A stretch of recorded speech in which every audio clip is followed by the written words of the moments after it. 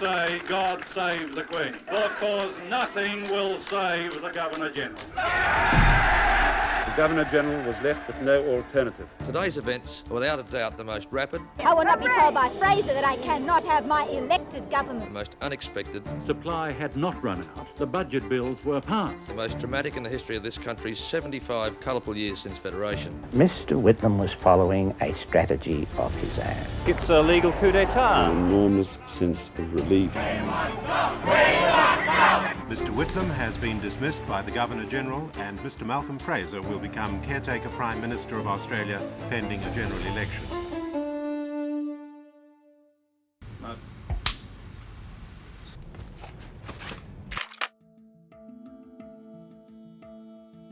You regard what Sir John did as an act of betrayal. He betrayed his position. A Governor-General is supposed to be impartial. What was the mistake that Gough Whitlam made in terms of his judgment? Gough believed that in all things the Governor-General and John Kerr, as Gough's man, would have to do what Gough Whitlam advised or told him to do. And that's when all hell broke loose. But to understand why, you need to know what happened a short time before. Australia has been governed by the Conservatives for more than 2 decades.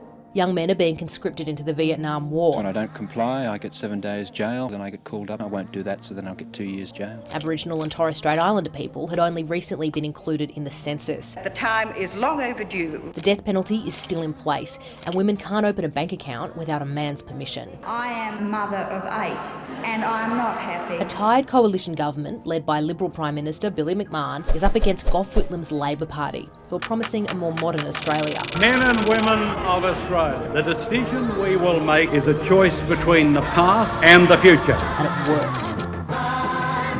After 43 years, a Labor opposition has won the federal election. It's clear that we've won. And the changes come in thick and fast in the first 2 weeks alone. Conscription is abolished and draft resistors are freed. Troops are withdrawn from Vietnam. The contraceptive pill is subsidised. The government lobbies for and secures equal pay for 500,000 women. And diplomatic relations begin with China. And that's just in the first fortnight. Over the next couple of years, the Whitlam government makes some other really substantial changes and implements major programs. It ends the White Australia policy. It establishes a Racial Discrimination Act. It brings in the single mum support payment and no-fault divorce.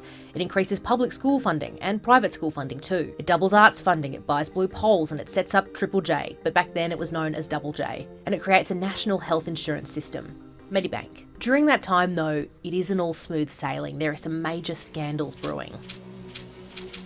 While prices were already climbing before Whitlam was elected, inflation soars under Labor to 18%.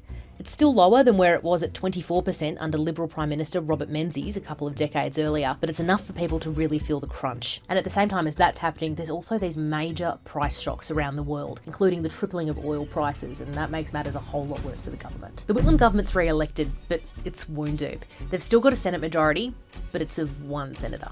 But then, one senator dies and another leaves for the High Court. At the time, the premiers of the states they hailed from got to pick their replacements. Now, normally this would be somebody from the same party, but this time, Queensland and New South Wales bucked that convention, picking an independent and a Liberal. And now, the Liberal and Country Party opposition effectively have a majority in the Senate. This means that the opposition can effectively block the government in the upper house of Parliament, and that includes their agenda and their budget.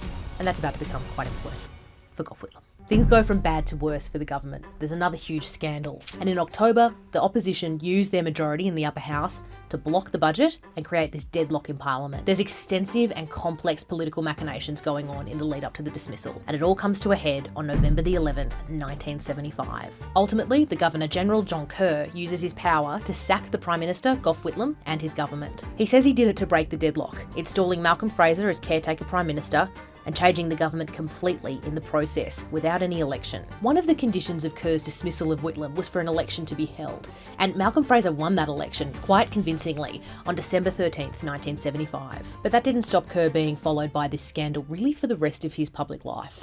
Mr.